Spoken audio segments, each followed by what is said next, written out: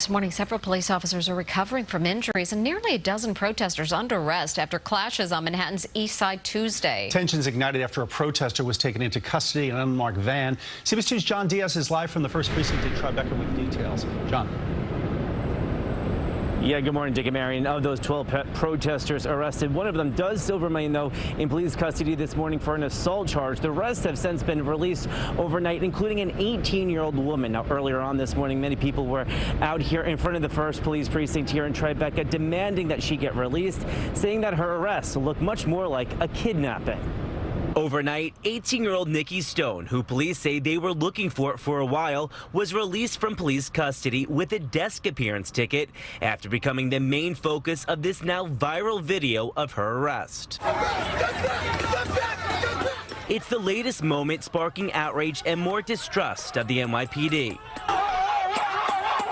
Mike Laster of Brooklyn has been protesting all over the country since the death of George Floyd in May. He says Tuesday night, a large group had peacefully set up to march and feed the homeless in a park at 2nd Avenue and 25th Street when police on bikes showed up and things got out of hand. And they grabbed the transgender woman and they threw her down. I tried to separate myself from the officer and the protest, and he threw his bike on me. I just cut all up on my hands and stuff. Between the men in plain clothes and the unmarked van, Laster and others say it looked like Stone was being kidnapped. But the NYPD says the homeless teenager was wanted for spray painting the lenses of 6 police cameras during separate criminal incidents in and around City Hall Park. Police also say this squad uses unmarked vehicles to find wanted suspects, adding the arresting officers were assaulted with rocks and bottles. If you introduce violence to us, we got to reciprocate that violence. Police say as the night went on, protesters blocked traffic and they took about a dozen people into custody.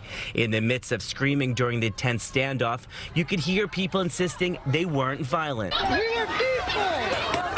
While others shouted profanities at police, even daring them to douse them with pepper spray. As for this arrest video, it's not going away quietly. The city council speaker and public advocate are disturbed and concerned, both saying we need answers. They're getting very aggressive.